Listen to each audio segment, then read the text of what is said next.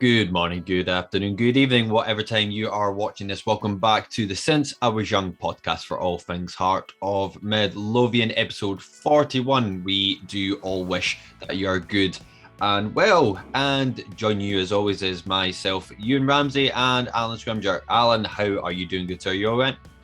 Yeah, I'm very good, mate. I've had a very productive day, so it's been a good one. And even the shambles that is Heart of Midlothian can't dampen my mood at this point in time. Oh, give it time, mate, because of course that's what we're going to talk about this afternoon in this edition of the Since I Was Young podcast. Now, obviously, what we would usually do after a game is that we would give the whole game a review, for the ins and outs, the events that happened. Throughout the last episode, between Alan and myself, we're kind of trying something slightly different, kind of moving into the sort of general headlines, some statements, etc. that's been said throughout the week as well. And obviously we will include the game up at McDermott Park against St Johnstone, of course, from another defeat at the hands of St Johnstone, which left us at the end 2-1 defeats. So of course we will talk about that, and obviously from the title of this episode you'll see the bigger picture. Now obviously we will elaborate on that as we go on, but it's just to kind of talk about where Hearts are at sort of just now. Of course we did talk about it last week as well. I'm going to come back to you on that, Alan, in a little later on, if we do have to get to our panic stations now, because it's been a shiter of a week, as you so point out. But of course we're going to get all into that, and of course we will bring you a bit of a preview for the next game for the Jambos, which is away to St Mirren on the 26th of February, this Saturday coming. So of course we will do a quick preview on that at the end of the podcast. So we've got that and all to come for you guys. But as always, guys, if you're not subscribed to the Since I Was Young podcast for all things Heart of Midlothian, please think about subscribing, smash that like button, and of course if you want to check out all of our social medias as well, you can. All the links will be in the description, as well as on screen: Instagram, Facebook and Twitter, all at SIWI Pod. Alternatively as well on screen, if you want to get in contact with us for our email as well, you certainly can. Since I Was Young 1874 at gmail.com. And lastly, if you want to check out my Twitter or Alan's rant feed, if you want to call it that as well, you can check those out as well. Obviously they will be in the description as always, and we do hope you enjoy the podcast for today. So Alan, as always, I'm going to set you up, as you just briefly mentioned, for the shitter of a week that has been Heart of Midlothian. So I'm not even going to put any sort of context. I'm just literally going to do what I wrote down at the start, and this is it, Alan. So obviously throughout 2022, since we came back from the winter break, Hearts have played 7 games, and that's not including the Scottish Cup ties. We played 7 games. We won 2. We've drawn 1. We've lost 4. One of them being a 5-0 humiliation at Ibrox. And we've scored 7 and we've conceded 11. 2 of those being from fucking cheesy cunt. I had to get that in there, Alan. I'm sorry. The man just infuriates me. But on that topic, what's going on?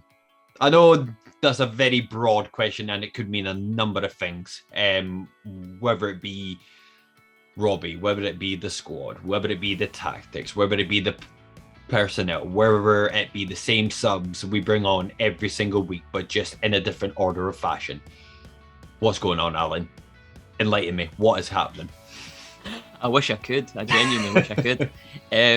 I said it last week. I think we're in a bit of a rut just now, and I also said last week that I expected us to win and get ourselves out of that rut, but obviously hasn't been the case. But yeah, there's lots of things, like you've said there briefly. There's lots of different points that you could look at. And I mean, after the game against St Johnstone, it's funny because the reaction after St Johnstone was just madness. Yeah. Like social media's, message boards, everything was going absolutely mad and Imploded too. Yeah, and listen, I understand that because I'm guilty of that as well, as people that follow me on Twitter and listen to this will be well aware. But yeah, see. But I think you have to kind of put things into context as well, hence the bigger picture, and Robbie spoke about that after the St Johnstone game. I think there's lots of different things, and it's my favourite word. It's frustration again, but the social media kind of implosion was remarkable. To sit and scroll through Twitter on that night, it was mental. There was so many hot takes from fans, and I've always said I'm an advocate for everybody has an opinion and everybody's entitled to express their opinions however they wish to. That's what these social media platforms are for. You don't have to agree with everything. Of course not. That you read and you hear, and even I'll say that on this podcast as well. There's of course points that I've made that people have come back to me and says, "Oh, I didn't agree with that," or or you made a good point, and the same for yourself. You get that because you're putting your opinions out there, and people can interpret them however they like. But some of the things that I saw on social media after the St Johnstone game, I was seeing people criticising Joe Savage, I was seeing people criticising the players, I was seeing people saying that Robbie should be sacked, and this is why then Robbie then defends himself with the bigger picture statement that he made after the game. Yeah, I mean, just to kind of just to sort of glance on what you just said there, look, if there's anybody that's going to be just to point out before I do go and have my say on it, for anybody that thinks that Joe Savage in general has not done a good job since he's been here, and let's not forget as well, he's only been here since the start of the season in terms of trying to integrate his role and how he goes about trying to get players into the club as well, and you've got to think back as well for a number of years, 20 to 25 years, we had, what was it, John Murray beforehand, and look at the amount of shite that we brought in throughout that time. The amount of absolute garbage that came through that door to get themselves quite a decent wage, let's not lie, and didn't do it out on the park on a consistent basis. What we've done this time round, we've talked about it so many times, Alan, is that the quality that has come into the squad has been remarkable in terms of what we've brought in for the last few years. So again, in my opinion, I don't think you can really point the finger at Joe Savage, because Joe Savage essentially gives the tools and the utensils, as such, to Robbie for him to do his job well. You can't exactly throw it at him if he's giving what Robbie thinks he needs, and then in that same instant you kind of throw that back at him. So I personally don't think that that's the problem. I think Joe Savage, if he's going to be here for a number of years, I think that can only mean a good thing. Now, with Robbie's comments about the bigger picture, now I do agree to some extent, compared to where we were, a few seasons ago, even last year as well, it was a bit of a difficult sort of time. But at that same moment as well, it's just kind of just to throw it back, sort of at you, Alan, I mean, would you say that, just to play sort of was the devil's advocate as well, I mean, would you say that that's maybe a comment as well to kind of cover it, his back, in that sense throughout the last time of games that we've played, because let's face it, he's throughout many an interview with the Robbie, he's not the best guy to kind of take that responsibility, and say, after a bad performance, all the that was my fault, this was my fault, etc. So would you feel like as if he's trying to kind of put out the flames, as such? I think that's fair. I think the thing for me, and I'll kind of touch on it more in a little minute or two, but the bigger picture comments that he's making are related to Hearts. But he also made a comment about clubs being trigger happy when they're sacking managers when things aren't going well. Obviously, we've seen it this season with Hibs and Aberdeen. Obviously, Hibs sacking Jack Ross when they weren't in good form, and Aberdeen doing the same when with Stephen Glass when they weren't in good form. So Robbie kind of said, we're in danger of turning into what the English leagues are like. You know, and I think I don't really understand why he kind of jumped to that comment, because I think every club is set up differently, and it's clear at Hearts that there's a plan to get back into the Premier League was the first step. We did that under Robbie. The second step is to be that top 6 side, and then to push on and be a top 3 team, and then see what you can do beyond that. So there's obviously a long-term plan at Hearts, but Robbie's not immune to criticism, and whilst I am not Robbie out, and it'll take a lot for me to be Robbie out, to be honest, I can understand why people are frustrated with him and feel like he should be held to account for things that have happened. Not even just the last 7 games or however many games you want to go back.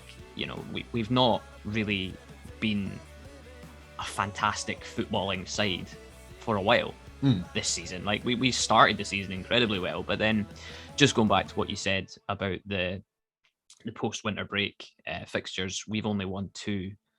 Dundee United have only won 2. Rangers have only won 3. So it's not the worst thing, and I think again that contributes as to why we are still where we are, even though the gap is less than it was the last time we spoke about it.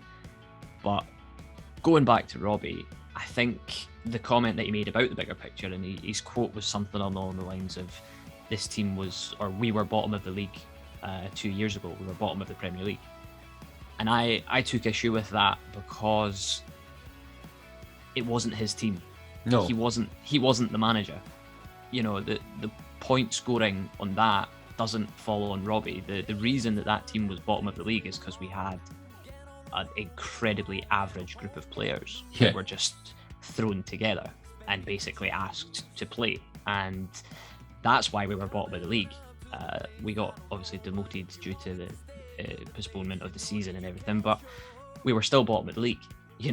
People say, oh, we didn't deserve to get relegated. Yeah, we didn't deserve to get relegated the way that we did. No, but the team found themselves bottom of the table, and if you're bottom of the league, that's it. Yeah, absolutely. You're going to go down. So I think, as I say, Robbie kind of dragging that up was a bit I could understand the context, because he's talking about the club as a whole, because it has. In the last 2 years we have made progress. You can see it, on and off the pitch, like you've said.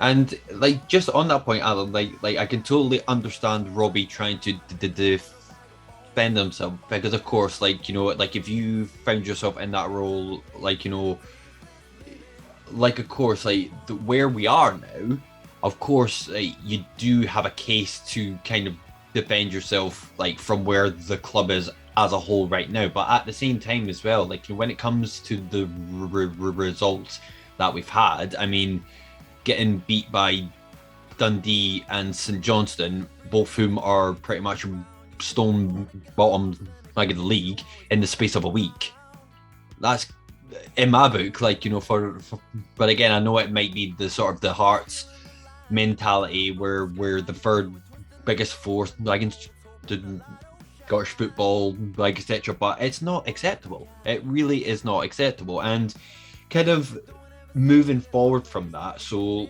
like of course as we record this, it is Tuesday, so we're a few days after the St Johnstone game.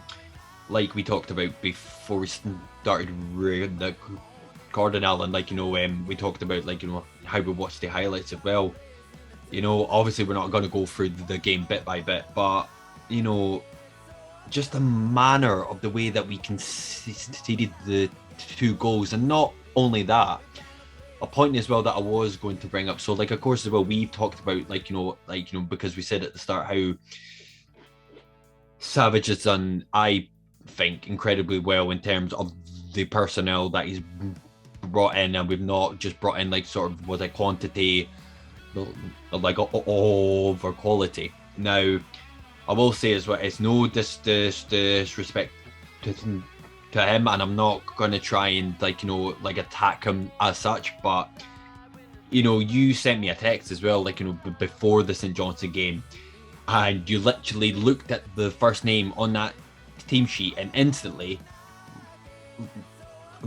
like, your head just dropped, and mine did as well. And this is the point where, if we're wanting to bring in quality for quality, I think that's one of the key sort of rules that we've got to kind of address. Because again, I know that we were trying to look for a goalkeeper during January. Obviously, like, of course, in that same context, there was probably more roles that we needed to get in that were probably, in the long run, more important. But obviously, I know, with Gordon, obviously having to self-isolate, as well now, it just really, flips your head and have a different mindset on the actual game itself. Because I was going into the St Johnstone not incredibly confident, but again, it was that sort of, right, let's try and get this from the front route. Let's try and get sort of in their faces, and let's try and turn this bad rut into a win. But like I said, that first name, which I'm referring to, Ross Stewart, you just don't have any confidence at all, Alan. None at all. Yeah, and I mean that's we're saying that as supporters, and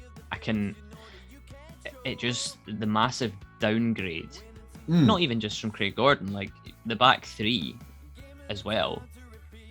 I said it last week or the week before, can't quite remember, but talking about Kingsley, Suter and Halkett as a back 3 being solid, and Gordon behind that, that's your starting point, that's your core, and you build from that. And to go from that to what we saw against St Johnstone, Toby Sibbick didn't have a great game. No, he didn't. Ross Stewart, obviously, the first goal, I think he could have done better. The second, I think, was more defensive errors than his fault, to be honest. But again, maybe he could have done better. It's just, like you say, it's a huge downgrade to go from a Scotland international who's solid and stable as anything. And obviously Craig Gordon's the captain as well. Yeah. So you lose that leadership, you lose that voice. I don't know, again, something else that I saw online was the reaction to John Suter getting given the captaincy for the game. Now, I'm not sure what your thoughts on that are, so I'll ask you that, but I feel like it made sense. John Suter is the vice captain of Hearts at the moment, to the best of my knowledge anyway. Yes, he's obviously signed his contract to go to Rangers in the summer, but I can honestly say, since he signed that contract, I've not seen a drop off from him in terms of his attitude and in terms of his performances. I've not seen him down tools or relax in any way.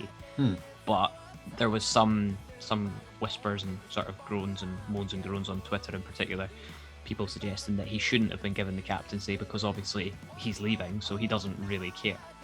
Well, Alan, I'll put it really, really, really simply. I could not give a flying fuck who's the captain if Gordon is not there, because again, it falls down to a team performance. And to me, I do agree, Suter makes sense.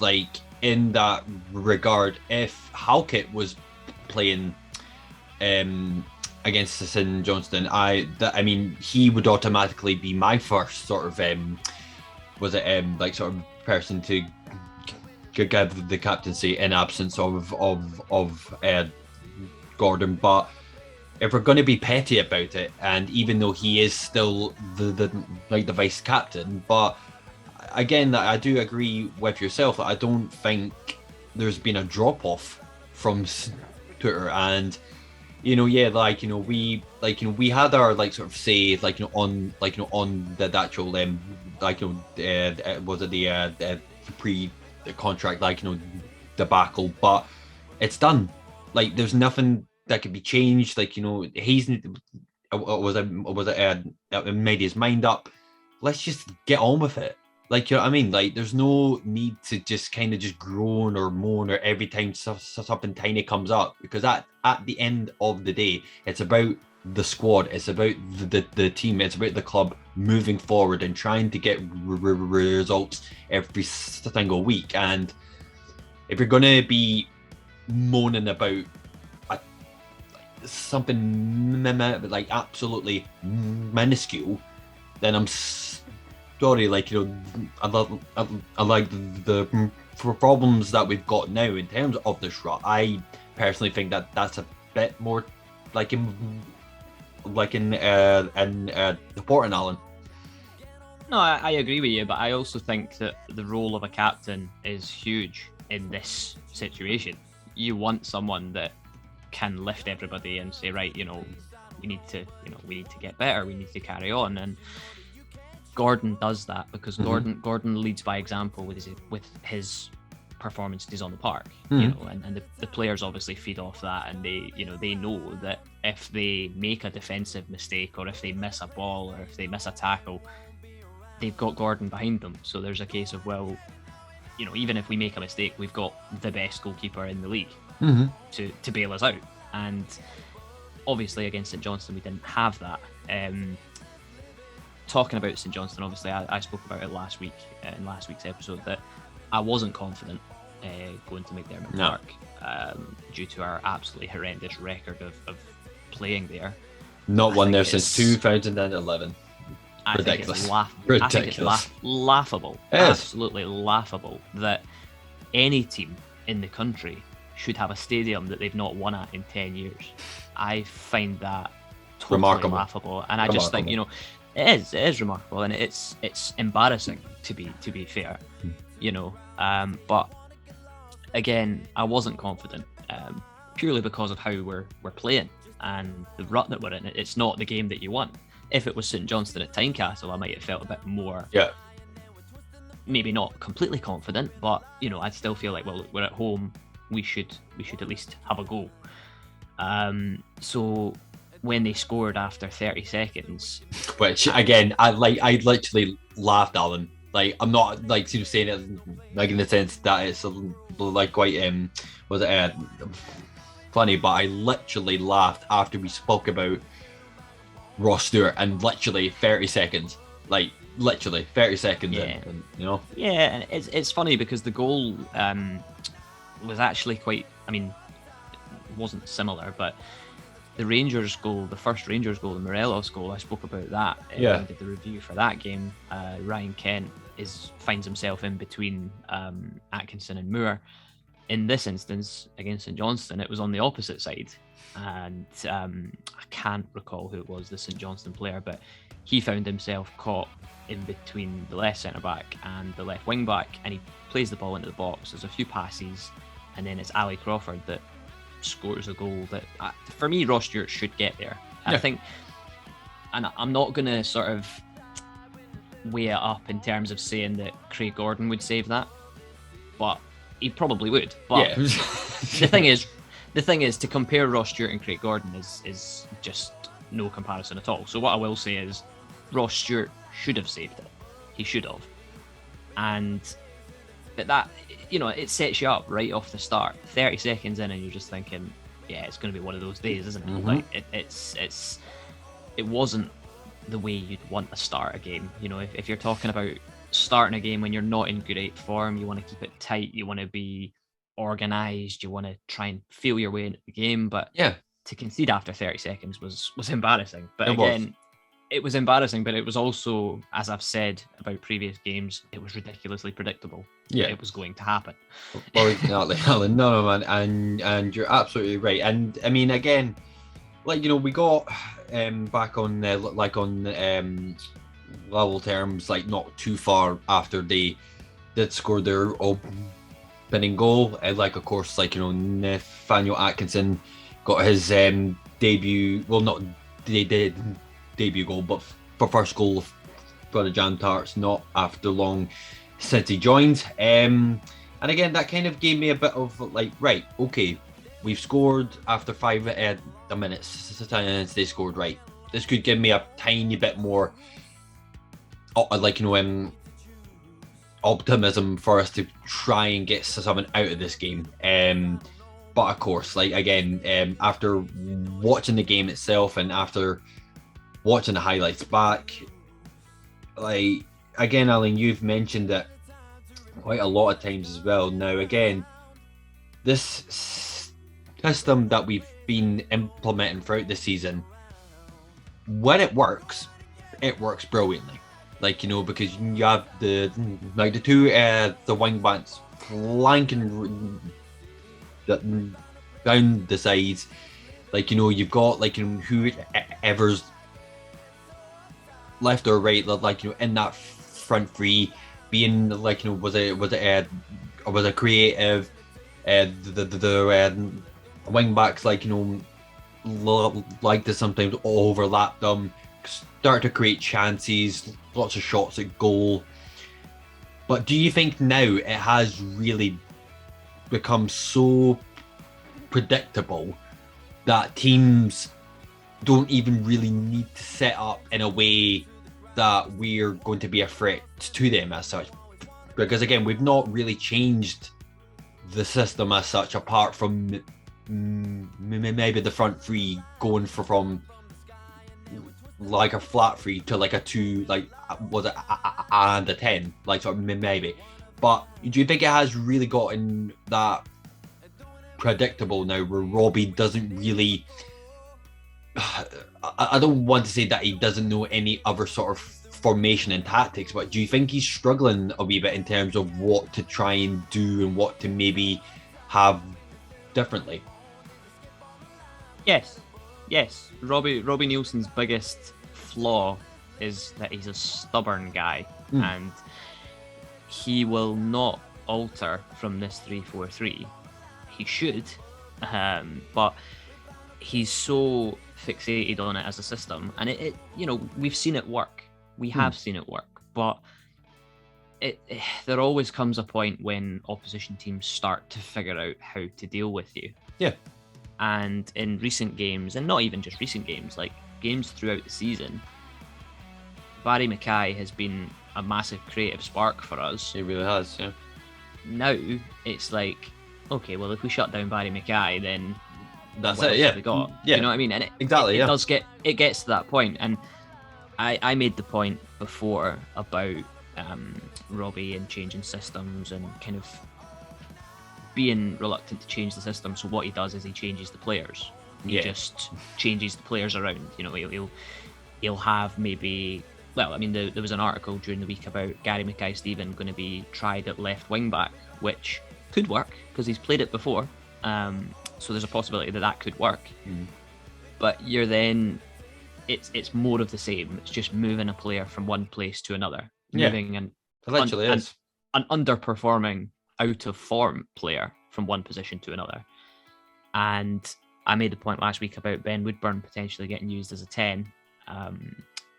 I completely forgot that Finlay Pollock exists. As did everybody else, Alan. Which was pointed out to me after the podcast went live. I completely forgot that Finlay Pollock was a person. So yeah, but then if I'm Aaron McKenna for Finlay Pollock, I'm sitting on the bench going, you know, I could contribute here. I could do something. Yeah. But they're not getting on. And for whatever reason that is, I don't know. But Robbie said a lot about, like, when we had Nandule, he said Nanduli was the plan B. He said when things aren't, working, or the defence needs a different thing to, think about, we throw it on Nanduli. We sold Nanduli in January. Jamie Walker was a player that we were bringing off the bench, and he was making an impact when he was coming on. Which he did, yeah. We let Jamie Walker go to Bradford. So there's an element of it for me that I go, well, those were sort of Robbie's kind of go-to substitutions when things were not happening. And he's lost both of them. And, he let them both go for perfectly valid reasons. But of course, sure.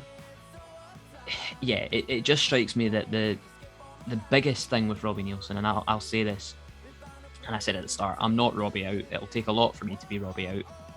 Ask me again at the end of the season if we somehow don't finish third and don't at least get to the semi-finals of the Scottish Cup. But Robbie's got enough credit in the bank from me that I can allow him the odd little slip up here and there, because you're never going to have a perfect season. You're never going to have a 100% perfect season.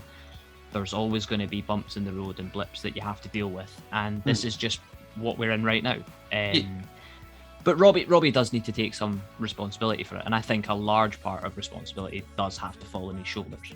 Yeah. Again, I do agree with most of what you just said as well, but in that very same instance, as well, yeah, I do agree with the fact that, yeah, we should be, if we don't manage to get third this season, in my eyes, that'll be a even if we do get fourth place, let's say, that'll be a monumental fuck up. Now, in that very same sense as well, even though we are in a bit of a dip right now, do you not think it, because this is it's a typical Hearts thing to do when we're pretty much halfway through the season, and it usually starts in January, granted, but we're at that stage now where when we've started to pick up a lot of momentum throughout the start of the first half of the season, and then it gets to kind of this point, and it's just I can't really put my finger on it, whether it's the players being a bit too complacent, whether they're a bit too relaxed about it, saying, yeah, look, we're 13 points clear. Oh, we're 10 points clear. Oh, was it? Now we're 9 points clear. It's fine. You know what I mean? Do you think that maybe has an element, to actually do with it? Or, again, just to come back to Robbie, as well, because, I said to you, I genuinely can't remember if it was at the tail end of the championships season or at the start of this season, where when Robbie is under pressure in a game, i.e. if we're a goal or 2 goals behind, I don't think Robbie has a plan on how to counter that. I don't think he knows, right, we're going to play this shape and I'm going to have these guys here, I'm going to have that guy there, he'll do this, he'll do that. I don't genuinely think he has a plan for that, because for my perspective, genuinely, throughout this last, probably at the start of this year, whenever, we want to change things up, again, it's just been trying to throw every forward-thinking player that we have, apart from maybe Haring, and just throwing them on. And it's the same thing. It's not anything different. It's not trying to be tactically sort of clever, or it's trying to put these players into a different role as such. It's it's the same thing. It's either I was Jano on for Kai, GMS on for the voice, or the Woodburn in the center. It's the same thing every single week. So again, Alan, do you think it runs deeper as such in terms of the rut that we're in, or do you genuinely think that it will turn relatively soon? I think we just need one result to get a bit of confidence back, and we just need that one game, win one game, and then we can go, right, we can draw a line under what has been bang average February. Like, February should never be spoken about ever again because it's been absolutely horrendous. This month is not great.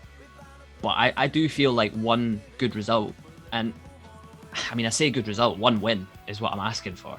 Like, just get a win, and that for me is what's needed. We'll talk about the next game in a little while, but we just need to find a win.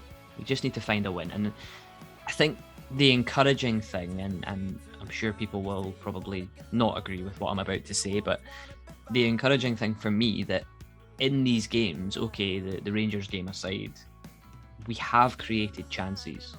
You know, we're just not finishing them off. Like, we've not created lots of chances. Against St Johnstone, we had Sims hit the post, we had Suter hitting the bar from a corner from a header, and those are two chances that could have quite easily been goals.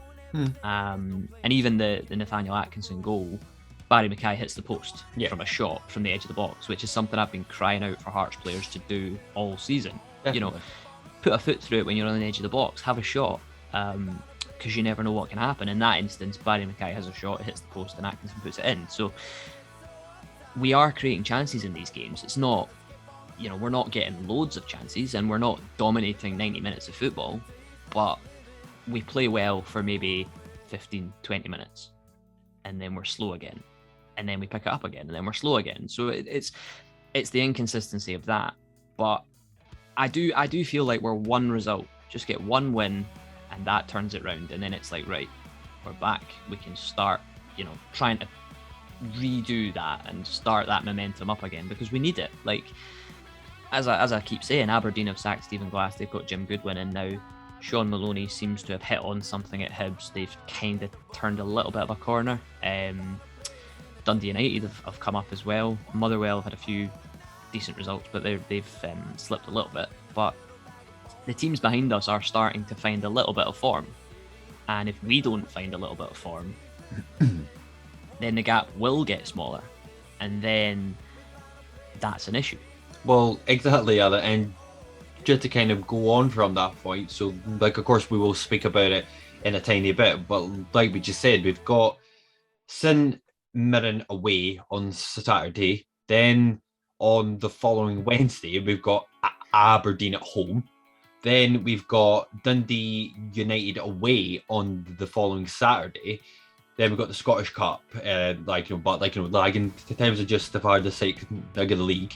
After the Scottish Cup die, we've got Livingston at home.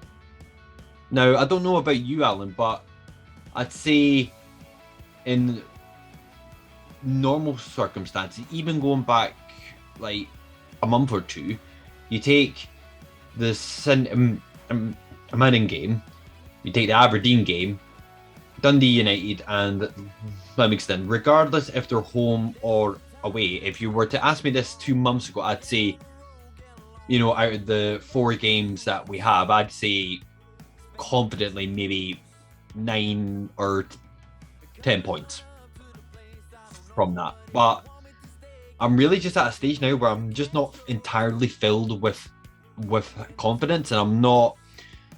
And again, like, I'm the same as you. Like, it'll take a lot for me to get or to have that mindset, to have Robbie out, because I think he's done well. Like, in general, I think he has done well, but I think a part of his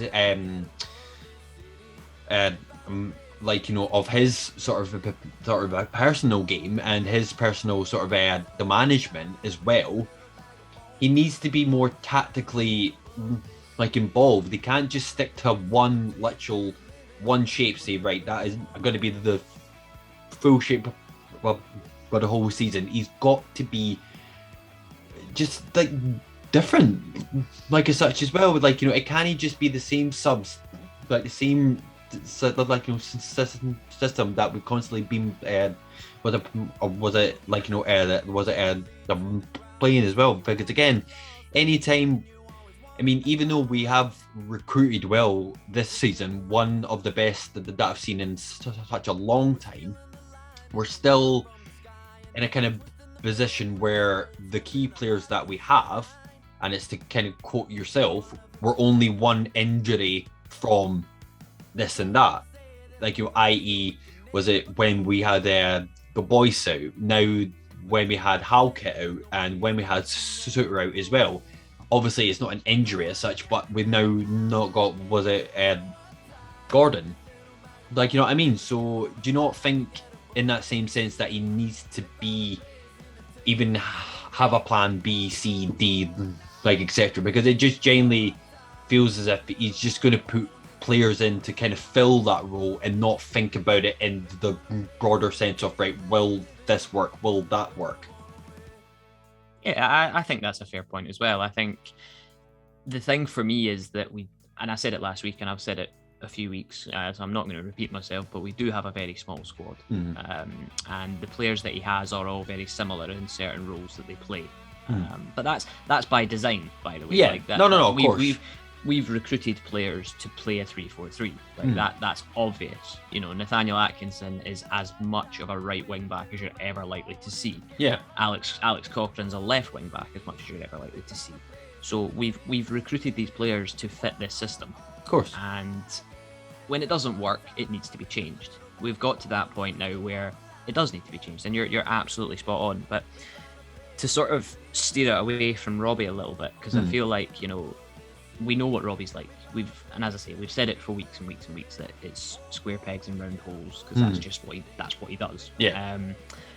I want to turn it to the players though, and I think there's a big part, and I said this last week and before, that there's complacency, and I'm not saying there's big-headed, because I don't think that's what it is. I think we had such a good start to the season, and the new players burst onto the scene, you know, Cammy Devlin and his little pit bull type attitude, running after everyone and ruffling opposition players' hair and getting in their faces and winding them up. And the fans love that. The fans absolutely lapped it up, because that is what you want to see. And then you add the likes of Benny into that, who's just a worker, never gives up the ball, recovers it well, puts himself about, gets himself around the park. And again, that's what you want to see.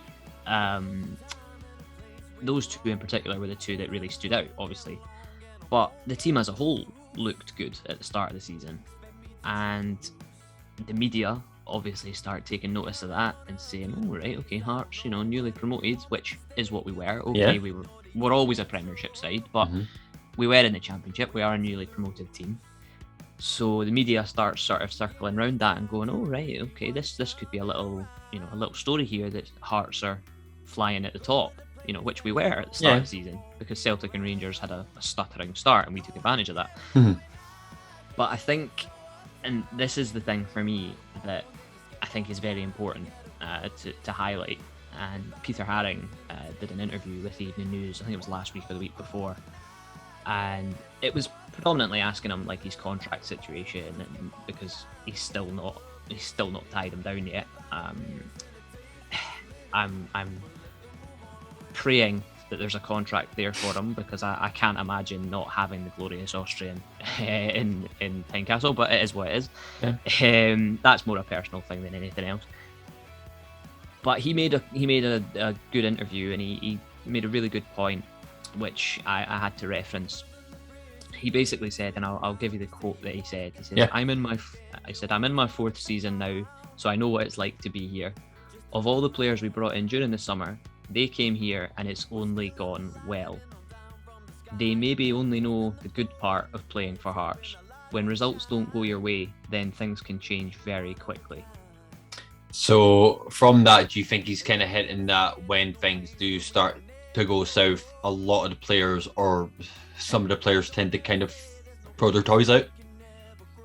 I don't think so. I think it's more a case of he's saying that, like I said, the likes of Devlin, the likes of Benny, the likes of Alex Cochrane, Taylor Moore, Ben Woodburn, the guys that came in the summer have only experienced good things so far. And the biggest downer that they've had this season was the 5-0 hammering at Ibrox. And that's only just happened, a couple of weeks ago? Yeah. So it's one of those things that they've obviously been swept up in how good things have been, and they've been on a high. They've been, really buzzing because things are going really well. We're third place. We're clear in third place at this point. This was a couple of weeks ago.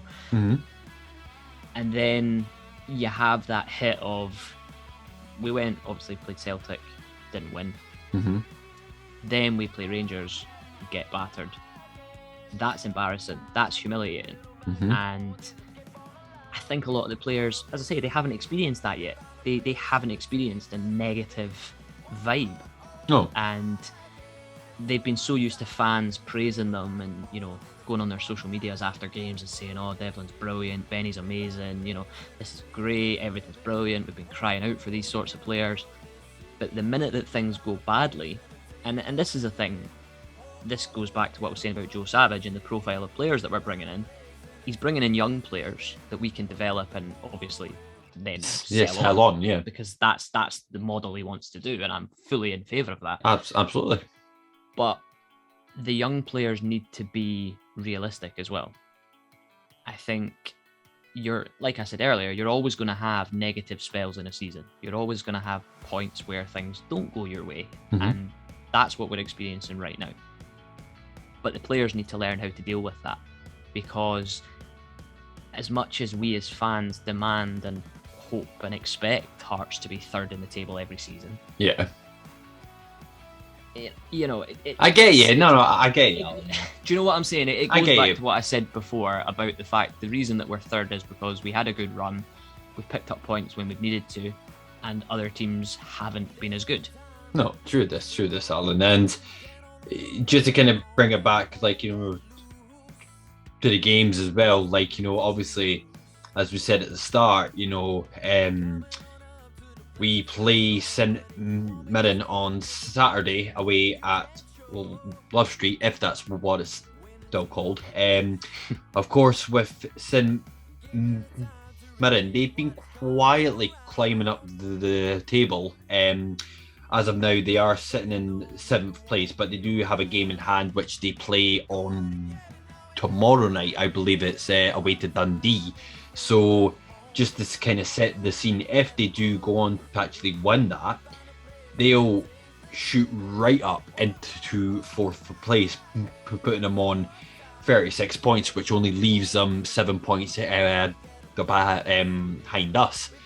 If that were to actually happen. Again, Alan, it may just be the rut that we're currently in right now, but again, when we went away to St Mirren near the start of the season, I thought we played relatively well.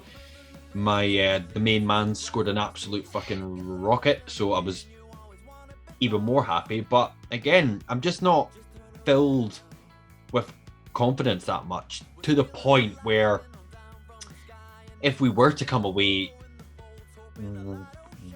with an actual point, I don't know if I would be upset about that, or if that could kind of be viewed in a way that's a building block from this rut that we've been in. I mean, would you take a point? I know. It's hard to say. What I mean? Yeah, it's one of those. They're in good form. We're not. But also, you have to obviously factor in that Jim Goodwin has left them to go to Aberdeen. This is true. And they've appointed Stephen Robinson today, maybe yesterday or today. I can't remember when it was confirmed. But today, I believe, Alan. Yeah. Yeah, it's been confirmed now anyway. So that could be a different dynamic. He might want to do things differently. So that kind of puts a bit of the unknown into it. You can look at Stephen Robinson when he was at Motherwell previously and sort of look at that and say, well, if that's how he plays, then chances are he'll maybe play like that again when he's at St Mirren. But possibly. They are in good form and they have been climbing up the table quietly. And that's why Goodwin got the job at Aberdeen, because he's done a very good job at St Mirren. Absolutely, absolutely. Overall, would I be happy with a point? No. Would I take a point? Probably. But yeah, this is what this little rut has done to us. Yeah. It's made Hearts fans, and we're not the only ones that feel No, like no, this. no, I of can course not. guarantee you what's happened with this run of games that we've had and this run of form that we've been in, it does make you question. Because St Mirren away, Yeah, that's a winnable game of football. I know, Like, exactly. That is a winnable game of football, but it makes you question, right, can we win it? Will we win it? You know, I'm with you. I just don't know. I don't know. I hope and I pray and I'm crossing my fingers and my toes that we're going to win it, because I do think it's a big game and I think we need to win it. Yeah. And then, did you say we've got Aberdeen at Tynecastle after that? Yeah, Aberdeen at Tynecastle at home. So that to go back home for a game like that is big. I back us at home. Our away form recently has been shocking, but I back us at home. So, but yeah, I hope that we get a result against St Mirren. And the same thing I said about the St Johnstone game last week when we spoke about it. I would take an Andy Halliday rocket, or I would take it going in off of Ellis Sim's arse. I really don't care. Like, I said it earlier on. We need to get a win. We need to find a win from somewhere, and I do think we're one result away from the players remembering we are actually quite a good group of players, and we can show that. Because the Rangers defeat destroyed morale, it destroyed confidence. You could see it. The heads were gone. Absolutely. And it takes time to bounce back from that, and I think that has had an effect on the games after it. But yeah, there's lots of different factors that we've spoken about. I feel like we can win against St Mirren. I feel like we should win against St Mirren. Will we win against St Mirren? That's a different question entirely. And that is an apt question that we can always put on to the Twitter page of the Since I Was Young podcast as well. If you guys would like to the voice, or much rather type in your opinion, what would you like to see changed? What do you think has to be changed for the clash against St Mirren away? And do you also think the blame lies at Robbie's door, or do you think that the players has to take some of the blame? We would love to hear all your views and comments on that. So Alan, just before we wrap up the podcast, of course, still 18-18 in our prediction league. It's not moved, like exactly the same, for the last 7 games. It's generally not moved. So I would like to kindly ask for your prediction. I feel as if this is going to be one of the more harder ones, even though it is St Mirren. No sort of disrespect to them, but of course I would back them all the way to come away with all 3 points. But with these certain very certain circumstances, my mind is a bit torn. So I'm obviously going to ask you first. So what is your prediction for this weekend, mate? I will say, first of all, obviously, we're recording this Tuesday evening. I don't know what the situation will be with Gordon, and also Liam Boyce that we didn't mention. He's also, of course, contracted COVID as well. So the two of them, our best goalkeeper and our top goal scorer, being out is not ideal. No. But I don't know whether they'll be back in time for the St Mirren game. I assume they probably will be, but it'll depend on their test results and things like that, and isolations and stuff, because I know that the time period's been cut back from 7 days to 5 days, but I think it depends on there's all the different I know, man. So we'll probably hear later in the week whether the two of them will be back or not when Robbie does his press conference before the game. And kind of goes through that. Prediction wise, I'm gonna go for a 2-1 win for the Hearts.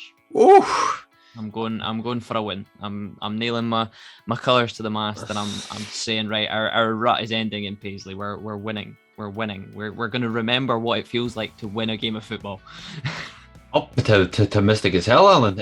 I think it makes a change for me. I normally sit on the fence and go for a draw. So literally what I was about to say. I think you have stolen my domestic hat. I'm going to go for a very, very shitey but boring 0-0 draw.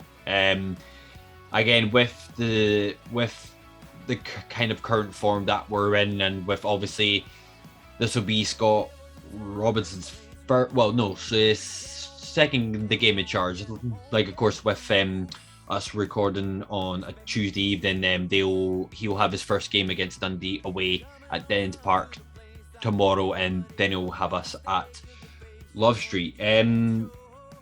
So again, I think obviously that it will take him like a bit of time to try and find his feet, like, in terms of the squad and how he wants to play. But I think in that same sense, from what I just mentioned from Scott Robinson and our current form, I think it will probably be a kind of even a keel sort of match. So in that sense, I don't think there's going to be any goals as well. But of course, this all depends on if Gordon and Boyce are back. Like, of course, I might have a different view on it if they are back, but I'm saying it for the worst case. So I'm going to go for a very shitty 0-0 draw. And of course, as well, guys, if you want to give us your predictions as well, that would be appreciated, and we'd love to hear what your score predictions will be. So I think this comes to the end of the first episode of the St Abijang podcast. So for all of you viewers and you listeners as well, thank you very much for joining us as always. And if you are not yet subscribed to the St Abijang podcast on YouTube, please think about subscribing and smash that like button as well. If you want to get in contact with us through our socials as well, you always can. We're at Instagram, Twitter and Facebook, all at SIWY Pod. And alternatively as well, if you want to get in contact with us through our email address, stabijang1874@gmail.com. And lastly, if you want to get in contact with either myself or Alan, our links will be in the description to our Twitter pages. So Alan, as always, sir, thank you very much for joining me on this fine ranty evening, all about Hearts, and hopefully from a very selfish point of view, I do hope I get the right result, but from your point of view, I do hope that it is your result that actually happens and we do come away with all 3 points. Yeah, absolutely. I certainly hope so. I mean, we've spoken a lot about the bigger picture today. I hope we have a nicer picture to look at least after the game. You and me both, Alan. You and me both. Well, let's hope it does go in the favour of Hearts when we are away to St Mirren on Saturday and we come away with all 3 points. But until then, take care and we'll see you all next week. Bye bye for now.